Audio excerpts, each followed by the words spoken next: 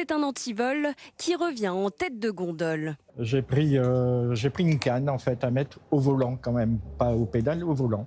Bon, j'espère que c'est un bon produit et qu'il sera surtout efficace. Face à la hausse des vols de SUV dans la région, les nordistes ont décidé de s'équiper et pas toujours facile de faire un choix. J'ai entendu beaucoup parler de vols sur les voitures actuellement et surtout les RAV4. Et j'en possède un et voilà, je me pose la question, effectivement, si je dois le sécuriser de cette manière-là, enfin, en partie.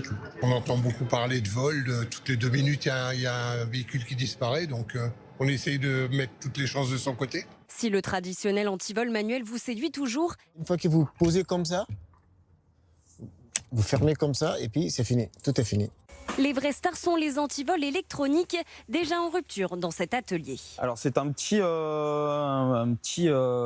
objet d'une 5-6 cm qui vient directement s'adapter sur l'OBD et qui vient brouiller les pistes électroniques.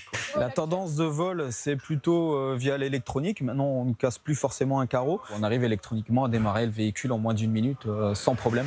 Rien que dans le Nord, la demande pour les trackers GPS et les antivols OBD a augmenté de plus de 300% ces dernières semaines.